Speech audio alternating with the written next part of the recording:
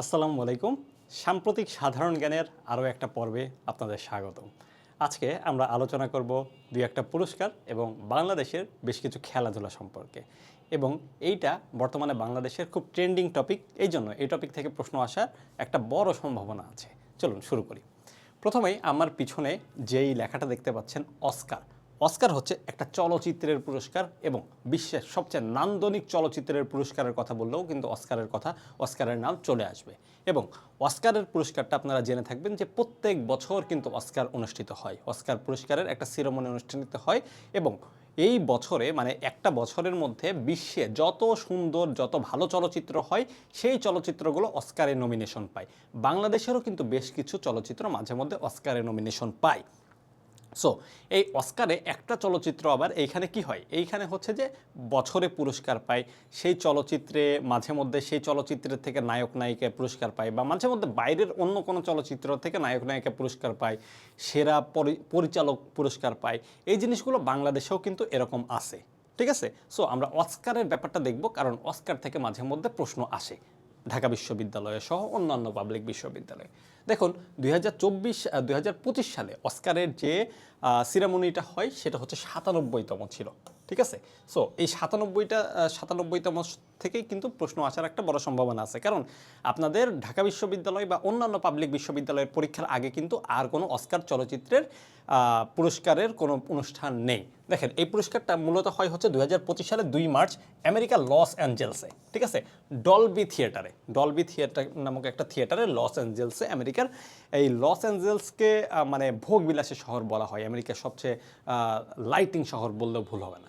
পরবর্তীতে দেখি যে এই সেরা চলচ্চিত্র সেটা হচ্ছে আনোয়া।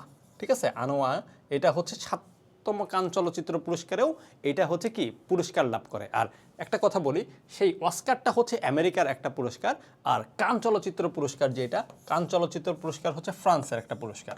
ঠিক আছে, ফ্রান্সের একটা পুরস্কার, কারণ ফ্রান্সও কিন্তু এরকম একটা পুরস্কার দিয়ে থাকে, কান চলচ্চিত্র উৎসব যেটার নাম। এই কান চলচ্চিত্র উৎসবেও কিন্তু আমাদের বেশ কিছু চলচ্চিত্র তাদের সেখানে দেখানো হয় বা পুরস্কারও পায় মাঝে মধ্যে।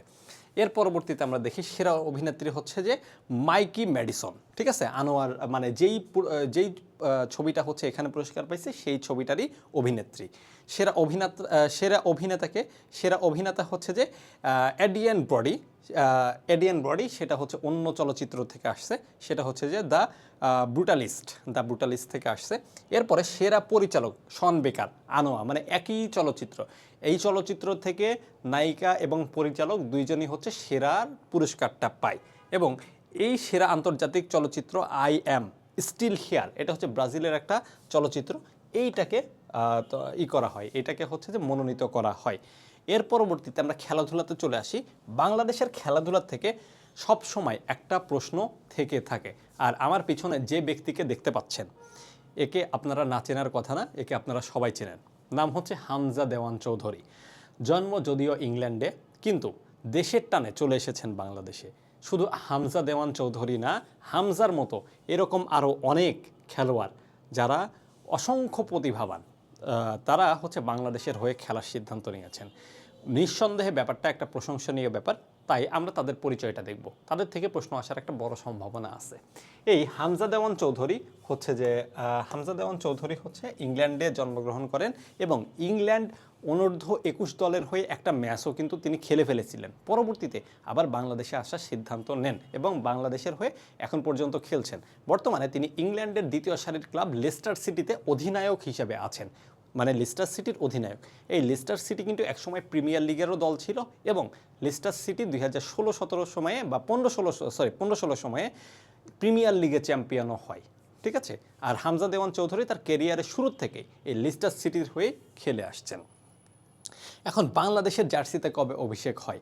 আসলে বাংলাদেশের জার্সিতে অভিষেক হওয়ার ব্যাপারটা একটা বিশাল ব্যাপার, কারণ প্রিমিয়ার লিগের মতো একটা হাই ক্লাস লিগের খেলোয়াড় বাংলাদেশের জার্সিতে খেলবে, এটা ভাবতেই আসলে সবার কাছে রোমাঞ্চনীয় ব্যাপারটা হয়ে যায়। এটা বাংলাদেশ ভারত ম্যাচে মার্চের 25 তারিখে তিনি সেই ম্যাচে প্রথম বাংলাদেশের জার্সি গায়ে মাঠে নামেন এবং বাংলাদেশের জার্সি গায়ে মাঠে নামার পর থেকেই আরও বেশ কিছু খেলোয়াড় বাংলাদেশে আসার জন্য মুখিয়ে থাকে, যারা অসংখ্য প্রতিভাবান। এর মধ্যে একজন দেখতে পাচ্ছেন সামিদ সোম, যিনি কানাডা জাতীয় দলের হয়ে 2টা ম্যাচও কিন্তু খেলে ফেলেছিলেন এবং কানাডার কাভার্টি নামে একটা দলে তিনি খেলেন।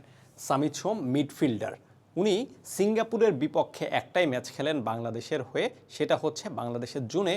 এবং এই জুনে ম্যাচটা খেলার পরেই আসলে বোঝা যায় সামিদ সোম আসলে কত বড় মাপের খেলোয়াড়। উনার জন্ম যদিও বাংলাদেশে, কিন্তু পরবর্তীতে কানাডাতে চলে যায় এবং কানাডাতে বড় হয়ে কানাডার ওই লিগে খেলেন। মাঝখানে যুক্তরাষ্ট্রের MLS যেটা আছে, সেই MLS-এও 1 বছর তিনি খেলেছেন। এবং বাংলাদেশে যে কতজন তারকা আসছেন তার মধ্যে অন্যতম প্রতিভাবান বা অন্যতম সেরা খেলোয়াড় বলা চলে এই সামিদ সোমকে নিয়ে। ঠিক আছে, সামিদ সোমের পরে আমরা যদি দেখি, এরপরে এইভাবে আমরা যেভাবে দেখাচ্ছি, আমরা যেভাবে পড়াচ্ছি, এইভাবে আমাদের একটা কোর্স আছে, সেটার নাম হচ্ছে জিকে স্পেশাল কোর্স। এই কোর্সে আমরা বিশ্ববিদ্যালয় মেডিকেল নার্সিং সম্পূর্ণ প্রস্তুতি একদম 100% শেষ করব। আপনারা যারা বিশ্ববিদ্যালয় নার্সিং কিংবা মেডিকেল পরীক্ষা দিতে যাচ্ছেন তাদের জন্যই আমাদের এই কোর্সটা। এই কোর্সে আপনারা লেকচার ভিত্তিক ক্লাস পাচ্ছেন 25টা, সাম্প্রতিক ক্লাস পাচ্ছেন 10টা এবং ক্লাসের সাথে সাথে কিন্তু পরীক্ষাও পাচ্ছেন।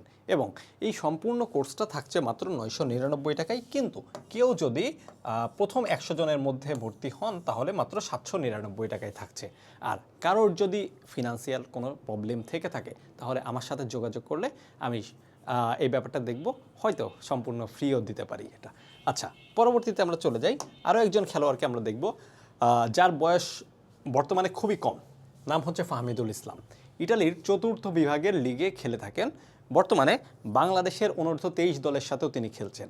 উনি বাংলাদেশে বেশ আলোচিত একটা ফুটবলার বা একটা ক্যারেক্টার বলা চলে এবং অসীম প্রতিভার অধিকারী।